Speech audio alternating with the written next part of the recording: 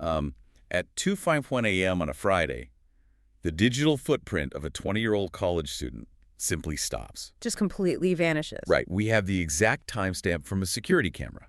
We know she walked out of a darkened alleyway between College Avenue and Morton Street.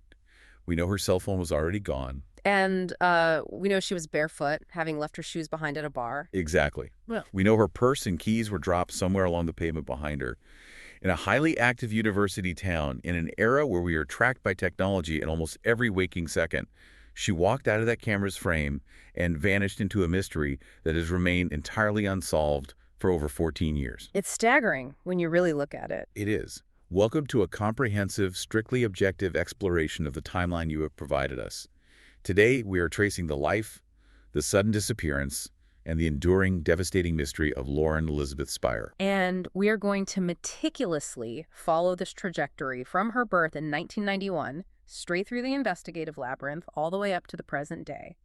You have supplied a deeply detailed set of compiled timelines, legal rulings, medical backgrounds, and historical records. Which is crucial because our objective here is to synthesize these facts objectively. Right, because in cases that generate massive, unrelenting national attention, the line between documented fact and public rumor naturally becomes distorted. So distorted. Yeah. So we are relying strictly on the documented sources you have curated to understand the exact mechanics of this investigation, separating the verified sequence of events from the speculation that constantly surrounds it. And the mystery at the center of these documents is, well, it's profoundly complex. Looking at the timeline you provided is essentially like looking at a shattered watch. That's a good way to put it. We have all the individual gears, the springs, the hands of the clock scattered across a table. We know precisely what the pieces are. We have the exact timestamps of when she entered a bar, when she left, and who she was with. But attempting to assemble those scattered pieces to tell the true time, to reveal the actual sequence of events that occurred in the dark, undocumented hours of that morning, it has proven physically and legally impossible. It really has. So to understand how those pieces scattered in the first place, we have to start at the beginning, with the individual at the center of the timeline. Right. Lauren Elizabeth Spierer was born on January 17, 1991. She was the daughter of Charlene and Robert Spierer, her father working as an accountant, and she was raised in Scarsdale, New York. And the geographical and sociological background here provides vital context for her early life. Scarsdale is a highly affluent municipality located in lower Westchester County, just north of New York City. Right, it's a very specific environment. Exactly. Demographically and culturally, it is a community recognized for its rigorous educational standards, intense parental involvement, and close-knit neighborhood structures. Lauren graduated from Edgemont High School in 2009. And the documents detail that she was a deeply engaged young woman, heavily integrated into her community. She was. She was highly active in Jewish organizations, both at home and later when she transitioned to college. A notable detail from the records is that she spent the spring break, just prior to her disappearance, planting trees in Israel on behalf of the Jewish National Fund. You know, that specific detail about planting trees in Israel tells you so much about a person's roots. It points to a young woman who is anchored, tethered to her family, to her faith, and to a broader sense of global community. Yeah, she was very grounded. Following her high school graduation, she enrolled at Indiana University in Bloomington to study textiles merchandising. Now, moving from a protective, affluent suburb like Scarsdale to a massive Midwestern university with tens of thousands of students is a massive transition. It's an overwhelming shift for anyone. Right. It is easy for a young adult to feel lost in that environment. But the documented sources highlight a crucial detail about her social integration at the university. She didn't have to build a new community from scratch. She brought one with her. And that is a critical sociological dynamic to analyze. Years before she ever set foot on the Indiana University campus, Lauren met her boyfriend, Jesse Wolf, and her friend, Jay Rosenbaum, at a summer camp in Hansdale, Pennsylvania. Camp Tawanda. Yes, Camp Tawana. This camp network formed the absolute core of her social circle at college. When you arrive at a sprawling institution, finding a trusted circle of peers can be daunting. Absolutely. But these were deeply entrenched relationships with shared histories, shared adolescent experiences, and loyalties that predated their time in Bloomington by several years. When you look at that from an investigative standpoint, it changes everything. If an event occurs within a tightly bound group whose loyalties go back to their formative years at summer camp, penetrating that specific circle to extract objective truth becomes incredibly difficult for law enforcement. Right, because they aren't just questioning college drinking buddies. Exactly. They are interrogating a closed ecosystem. And the contrast here is staggering. The sources paint a picture of a vibrant young woman supported by an attentive family, surrounded by friends she has known for years. But as we move into the timeline of June 2nd and June 3rd, 2011, we are going to see someone who becomes profoundly, dangerously isolated. So let's map that isolation. We have to examine the meticulous micro-timeline compiled by the Bloomington police. And this sequence relies on a combination of digital surveillance and human witness testimony. It begins on the evening of Thursday, June 2nd. Lauren was drinking with several friends. Now, her boyfriend, Jesse Wolfe, did not go out that evening. Correct. He remained at home, and the phone records indicate he was texting back and forth with Lauren before he eventually went to sleep. The active timeline really kicks into gear in the early hours of Friday, June 3rd.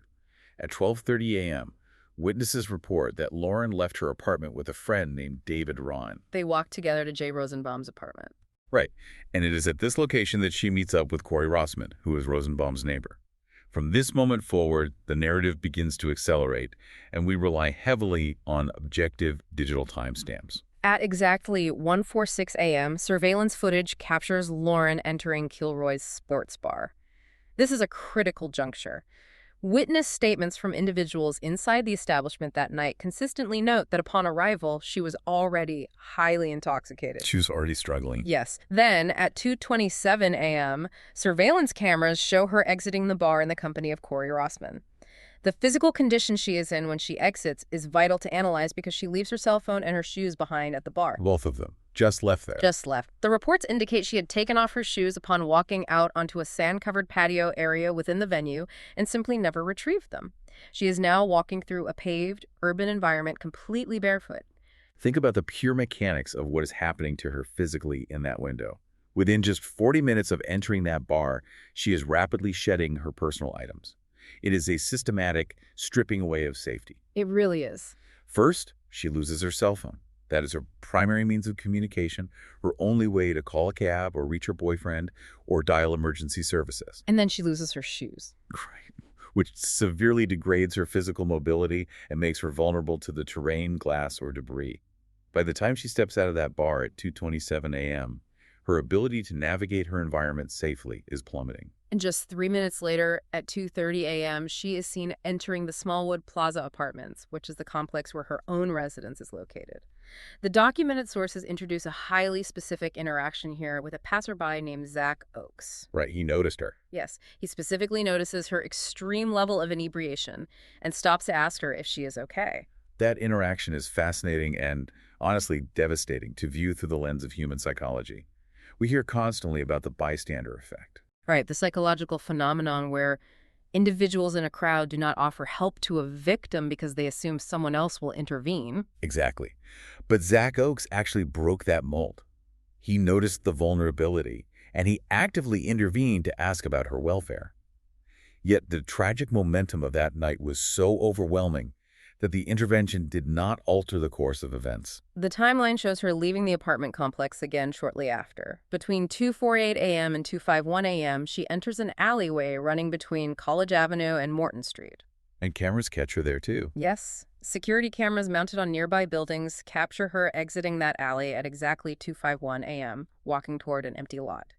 During this brief transit, the remaining tools of her independence, her keys and her purse, are dropped and left along the route. So she has now lost everything. No communication, no footwear, no identification, no money, and no keys to access the safety of her own home. Every single physical safety net of modern life has been stripped away within a 30-minute window. She is entirely dependent on others at this point. By 2:51 a.m., she is completely untethered, reliant entirely on the individuals she happens to be walking with in the dark. Which brings us to a fundamental shift in the nature of the evidence. We must emphasize the stark difference between the digital surveillance footage and human witness testimony. Because the footage stops. Exactly. The timestamps up to 2:51 a.m. are objective facts. They are unyielding data points. However, from 2:51 a.m. onward, the timeline loses that digital certainty entirely. We are in the dark. We enter a period governed exclusively by human memory, which, according to the police reports, was severely compromised by heavy alcohol consumption among everyone involved. The digital eyes close, and we are left with impaired human accounts. According to those accounts, shortly after 2:51 a.m., Lauren and Corey Rossman arrived at Rossman's apartment. His roommate, Michael Beth, is present. And the reports state that Rossman himself was highly intoxicated to the point of stumbling and actually vomits on the carpet on the way upstairs. So he's incapacitated as well. Yes, Michael Beth has to physically escort Rossman to bed. At this moment, a complex psychological transfer of responsibility occurs. Michael Beth recognizes the acute danger of the situation. He attempts to persuade Lauren to sleep over at their apartment for her own physical safety. He is acting as a mitigating force, trying to anchor her in a safe location. However, she insists on returning to her own apartment. When he cannot convince her to stay, Beth makes a phone call at 3:30 a.m. to his neighbor, Jay Rosenbaum. The friend from Camp Tawanda. Right. Beth actively asks Rosenbaum to take over the responsibility of caring for her. So Lauren eventually goes to Rosenbaum's apartment. It is there that Rosenbaum notices a highly concerning physical detail: a bruise under her eye. Do we know how she got it? The presumption in the documented sources is that she sustained it in a fall earlier that evening, as she reportedly told him she did not know how she got it. Once inside Rosenbaum's apartment, she uses his phone to place 2 calls. Who did she call? One call goes to David Rohn, the friend she originally left her apartment with hours earlier, and the second call goes to another friend. Neither person answers the phone. No messages are left. The time frame spanning from 3:30 a.m. to 4:30 a.m. is an investigative void filled with critical unanswered variables. What if one of those 2 friends had answered the phone? Would they have come to collect her? The transfer of care from Beth to Rosenbaum highlights a clear recognition by these men of her severe impairment. Yet, the situation ultimately dissolves entirely. It just falls apart. At 4:30 a.m., Rosenbaum reports that Lauren left his apartment. He is the last person to definitively report seeing her alive. He noted she was barefoot, wearing black leggings and a white shirt, heading south on College Avenue. We really have to look at the logic of that specific moment. We have a young woman who is so intoxicated she has dropped her belongings across multiple city blocks. She has a visible, unexplained bruise on her face indicating trauma. She has no shoes. No keys either. Right. She has no keys to unlock her door, and she has no phone to call for help if she gets stranded outside. How does a friend, someone intimately familiar with her from their camp days, ultimately allow her to walk out the door alone into the darkness at 4:30 in the morning? It's hard to reconcile. It forces an examination of the severe impairment of judgment, not just of Lauren, but of every individual who interacted with her during that chain of events. Well, to understand that decision-making process, you have to look at how severe intoxication and extreme fatigue impact the human brain. Alcohol and exhaustion severely diminish the prefrontal cortex's ability to assess long-term risk and execute logical planning. So we aren't thinking ahead. In their impaired state, the immediate short-term desire to resolve the situation, to simply let her go home as she was demanding, to end the conflict and go to sleep, likely completely overrode the logical, objective assessment of her extreme physical vulnerability. And the devastating reality of that degraded decision-making became apparent just a few hours later. Yes. Later that morning, Jesse Wolfe, her boyfriend who had remained home, sent her a text message. Because Lauren had left her phone at Kilroy's sports bar, an employee of the bar received the text and replied to Wolfe. That is the exact moment the mundane routine of a Friday morning fractures into a full-scale emergency. The realization by Wolfe that a stranger is holding her phone and she has not returned home sets off the alarm bells. Wolfe officially reports her missing, and the immediate, desperate aftermath begins. The scale of the resulting investigation was unprecedented for the region. By August 2011, the search had expanded far beyond the streets and alleys of Bloomington. Authorities initiated a grueling 9-day intensive search of the Sycamore Ridge landfill in Pimento, which is located south of Terre Haute. Right. And this specific location was chosen because it is the final destination where trash from Bloomington is hauled after passing through local transfer stations. This massive operation involved the Bloomington Police Department, the Indiana University Police Department, and the Federal Bureau of Investigation. When you examine the logs of that landfill search, you realize the sheer logistical nightmare law enforcement was facing. Searching a municipal landfill is not just a matter of walking around looking for clues. Not at all. The forensics of a landfill search are incredibly complex and hazardous. Landfills are highly engineered, tightly compacted environments. How do they even know where to look? To execute a search, investigators must painstakingly trace back the routes of specific municipal garbage trucks from specific days. They must identify the exact grid or cell in the landfill where that particular truck deposited its load. That sounds nearly impossible. It's incredibly difficult. Right. Then, heavy machinery must carefully peel back the compacted layers of waste and soil. Human search teams, fully encased in biohazard suits to protect against methane gas, medical waste, and toxic materials, must manually rake and sift through that decomposing material. The fact that local and federal agencies committed to a 9-day operation of this magnitude demonstrates the extreme thoroughness of the early investigation. Yes, and despite these monumental, grueling efforts, absolutely no physical clues were found. The sheer volume of information flooding into the authorities was staggering.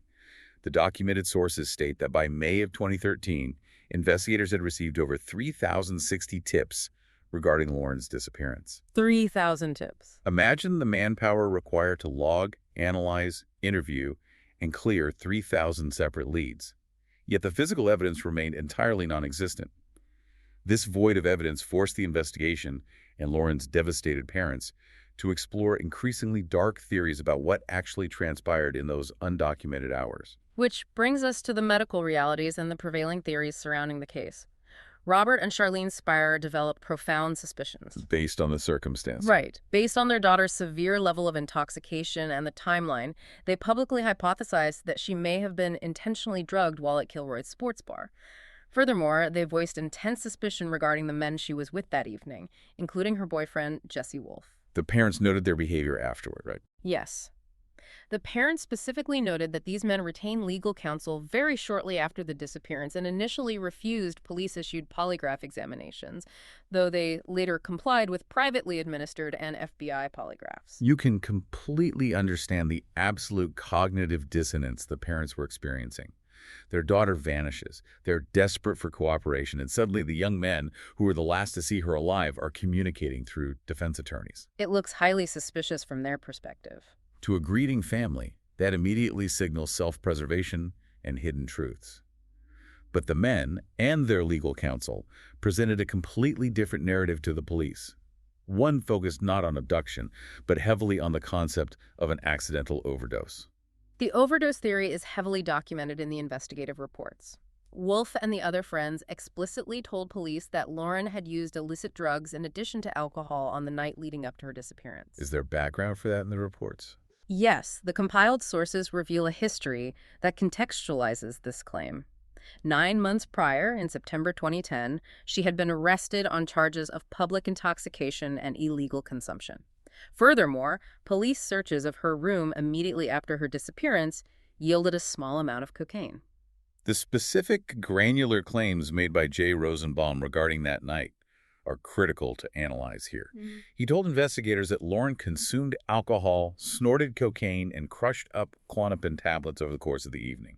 We must delve into the profound physiological mechanisms and dangers of that specific chemical combination, especially when placed in the context of Lauren's known medical history. Yet she had a pre-existing condition. Exactly. The reports document that Lauren suffered from a rare cardiac condition known as long QT syndrome.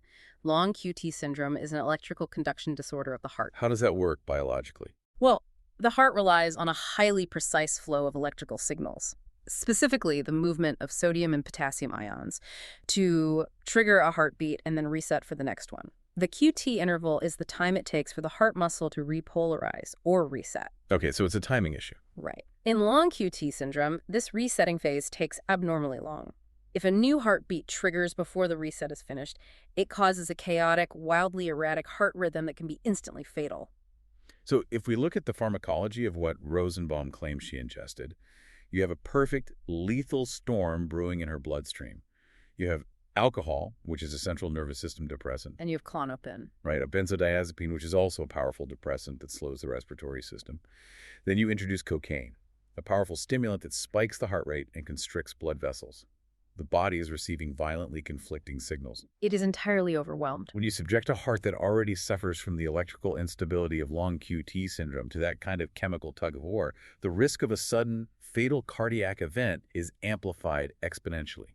The physiological tolerance of the cardiovascular system is fundamentally compromised. This medical reality leads directly to the theory that she suffered a fatal medical emergency in the presence of others. The theory that they panicked. Yes. The theory posits that those individuals, panicked and highly intoxicated themselves, chose to conceal her remains rather than face the severe legal, academic, and social consequences of an illicit drug death in their apartment. But not everyone agrees with that theory. No. This theory is aggressively challenged in the sources by Bo Dietl, a prominent private investigator hired by the Spierer family. Dietl argued that the prevalence of drug culture on college campuses makes this concealment theory illogical. Why does he say that? His stance was that recreational drug use is so ubiquitous that an accidental overdose would not provide sufficient motive for a group of college students to undertake the complex, high-risk, and gruesome task of hiding a human body. Wait, I have to respectfully push back on Bo Dietl's logic there, based on the documented criminology of accidental deaths. Sure, casual drug use might be relatively common on a college campus. Getting caught with cocaine might mean legal trouble, academic suspension, or angry parents. It's a risk they take frequently. But an accidental overdose resulting in a dead body on your living room floor, that triggers a totally different level of primal panic. We are talking about intoxicated, terrified 20-year-olds suddenly facing potential manslaughter charges, intense media scrutiny, and the end of their lives as they know them. It's a completely different scale of consequence. Exactly. History and criminology are completely replete with cases where panicked individuals make the irrational, fearful decision to cover up a tragic accident, thereby turning it into a monstrous crime. To dismiss the overdose concealment theory simply because campus drug use is common feels like a fundamental misreading of human psychology under extreme duress. The behavioral analysis certainly aligns with your assessment. Law enforcement must view human behavior in the context of acute crisis. The part of the brain that assesses long-term risk and logical consequences simply shuts down in moments of sheer panic, especially when impaired by substances. Right. So where did the police land on this? While the overdose theory remained a prominent focal point, the Bloomington police were forced to acknowledge that they could not completely rule out other possibilities, including an abduction by a stranger after she left the apartment. Even though the parents didn't believe that. True. The Spierer family themselves stated they did not believe her disappearance was a random abduction, maintaining their focus on the individual she was with. However, the geographic area soon presented terrifying alternative theories that demanded exhaustive investigation. This introduces the terrifying reality of parallel crimes and the devastation of false leads. In April 2015, the Bloomington community was rocked by the brutal murder of another Indiana University student, Hannah Wilson. The parallels to Lauren's case were immediately, chillingly apparent to everyone looking at the timeline. Hannah Wilson went missing after visiting the exact same establishment, Kilroy's Sports Bar. She was last seen getting into a taxi outside that bar. The very next morning, she was found bludgeoned to death in nearby Brown County. And the arrest in the Hannah Wilson case was incredibly swift. A local man named Daniel Messel was apprehended after his cell phone was discovered abandoned near Wilson's body. So they naturally looked at him for Lauren. Naturally, law enforcement, the media, and the public immediately sought to connect Messel to Lauren Spierer.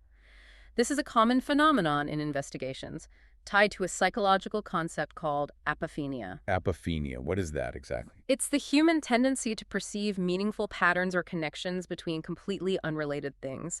When a community experiences profound trauma, there is a deep psychological desire to consolidate that fear into a single source, a single recognizable perpetrator. It makes sense. When you look at the sequence of events from a distance, the Messel case looked perfectly identical to the Spierer case. You have an IU student, you have Kilroy's bar, you have a sudden disappearance in the early hours of the morning. It looks like the definitive answer. But as the authorities closed in and analyzed the forensics, that theory completely evaporated. By July 2015, investigators concluded that the two cases were entirely unrelated, and the similarities were nothing more than a tragic geographic coincidence. Even though a prosecutor in 2017 voiced a personal belief in a connection, Messel was never charged in Lauren's case, forcing investigators right back to square one. And that agonizing search for external suspects continued into 2016. In January of that year, the FBI and local police agencies executed a major search warrant on a property in Martinsville, Indiana, about 20 miles north of Bloomington. This property was connected to a man named Justin Wagers, who had a documented history exposing himself to women in the surrounding area. The investigative methods deployed here are deeply technical and worth analyzing.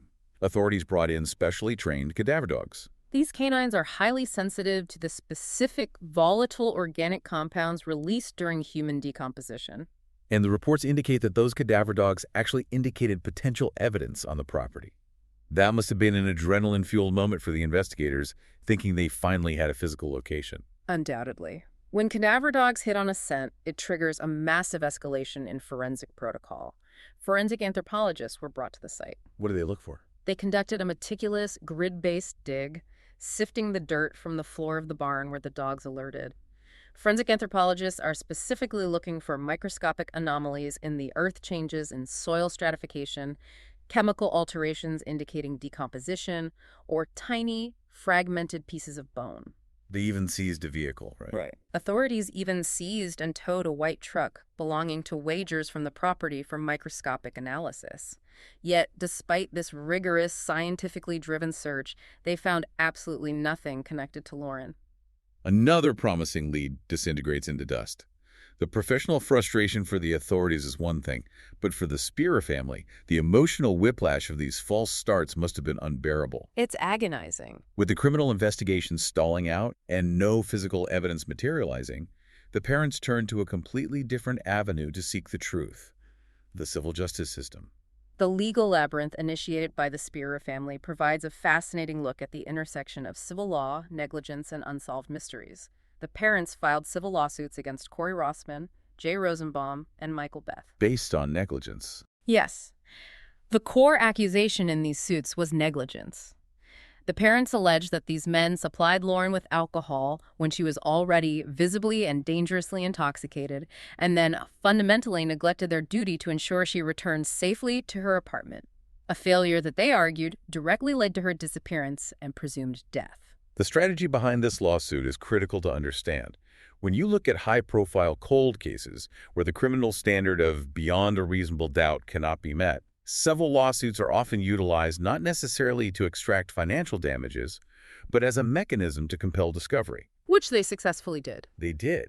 The Spierers successfully subpoenaed 134 days of private cell phone and academic records from the men, spanning the critical time before and after the disappearance. The defense attorneys categorized this as a legal fishing expedition. But from the parents' desperate perspective, it was the only legal tool they possessed to force sworn depositions and extract data that the criminal courts could not access without a suspect. And that makes total sense from a strategic standpoint. It is an accurate assessment of the legal strategy. However, navigating the doctrines of civil liability requires meeting very specific, rigid legal thresholds. We must break down two essential legal concepts that govern this lawsuit: duty of care and proximate cause, which is often referred to as the causal chain. How does that apply here? In civil law, a duty of care generally requires a special relationship, or it requires that the defendant actively created the peril.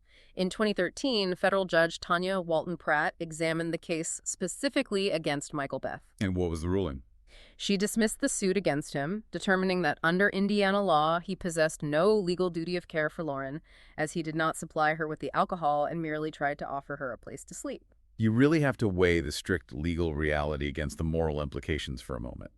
The law dictated that Michael Beth, even though he saw she was heavily intoxicated, even though he actively tried to get her to sleep on his couch, had no legal obligation to protect her from her own choices or the dangers of the night. That is the legal reality. But does the social contract of friendship or even basic human decency demand more? The court deals only in the rigid letter of the law, not moral philosophy or social expectations. The court must adhere strictly to precedent and established doctrine. Following that logic, in 2014, Judge Pratt also dismissed the suit against the remaining men, and this dismissal was subsequently upheld by a federal appeals court in 2015. Because of the causal chain. Yes, the ruling hinged entirely on the concept of the causal chain. The judge noted that because there was no definitive proof of what actually happened to Lauren, a jury could not legally determine if her ultimate fate was the natural and probable consequence of her intoxication. Put simply, if an intervening criminal act occurred, say she was abducted by a stranger while walking home barefoot, that horrific act completely breaks the causal chain. Exactly. The friends might be responsible for her being drunk, but under civil law, they cannot be held legally liable for the unforeseeable actions of a phantom predator. It is a legally sound ruling based on proximate cause that offers absolutely zero emotional closure to the family. Throughout this expensive legal maneuvering, the defense attorneys maintained a consistent stance that their clients had been completely forthcoming from the beginning. They passed the polygraphs, right? They stated for the public record that the men had been interviewed repeatedly, had fully cooperated with both police and the Spier's private investigators, and had passed privately administered polygraphs. As of the documented records, none of the defendants have ever been officially named as suspects or charged with a crime in her disappearance. While these complex legal battles were playing out in federal courtrooms, an entirely different phenomena was playing out on television screens and in newspapers across the country. The disappearance of Lauren Spierer became a massive, unrelenting media event. It dominated the news cycle. It did. And this forces us to analyze the sociological impact of the case, specifically a documented media concept known as missing white woman syndrome. Missing white woman syndrome is a recognized term utilized by sociologists, criminologists, and media analysts to describe the disproportionate, intense national press coverage dedicated to missing person cases that involve young, attractive, white, upper-middle-class females. It's an empirical thing. It is a measurable empirical phenomenon where media economics and viewer demographics drive news cycles. A victim's background, in this case, an affluent upbringing in Scarsdale, enrollment at a major Big Ten university, strong community ties, frames them as an ideal victim in the eyes of cable news producers who are optimizing for viewership, engagement, and advertising revenue. Well, the compiled reports provide a stark, undeniable contrast right in Bloomington to illustrate this intense disparity. We must look at the local case of Crystal Grubb. Right. Crystal was a 29-year-old white woman who went missing in the exact same local area in 2010. However, Crystal came from a working-class family where several relatives had documented criminal histories. The disparity in coverage between these two local women is not just anecdotal. It was quantified by the journalists themselves. The Indiana Daily Student, which is the university's student-run newspaper, engaged in a profound act of self-audit. They looked at their own reporting. They documented their own editorial bias in real time. Following Crystal Grubb's disappearance, the student paper ran a total of exactly 7 stories. In stark contrast, Lauren Spierer's case received multiple ongoing front-page articles, daily updates, and generated extensive, relentless national awareness that dominated network news. That self-reflection by the student newspaper is vital to highlight, and it's a fascinating piece of the sociological puzzle. It is exceedingly rare for a journalistic institution to publicly audit and acknowledge its own implicit biases while a major news event is still actively unfolding. It's a sobering realization. It forces everyone observing the case to confront an uncomfortable truth about how society and the media marketplace values different lives. Every single missing person, regardless of their zip code, their bank account, or their family's past, leaves behind a completely devastated family. The silence surrounding one case is just as tragic as the noise surrounding another. That sociological reality and the exhaustion of the legal and investigative avenues brings us to the agonizing timeline of the present day. If we trace the chronology fully up to the present moment, we are confronting a massive void of over 14 years. 14 years. Lauren Spierer is legally presumed dead. The criminal case remains entirely unsolved. The stagnation of a cold case like this is difficult to comprehend from the outside. For the Spierer family, they remain steadfast in their unwavering belief that the men she was with that night know far more than they have ever admitted to authorities. And those men continue to deny that. Meanwhile, those men continue to maintain their innocence, pointing to their cooperation, their past polygraphs, and their successful defense in federal civil court as proof that they are simply witnesses to a tragedy, not perpetrators. From a long-term investigative standpoint, the passage of over a decade and a half introduces highly complex variables.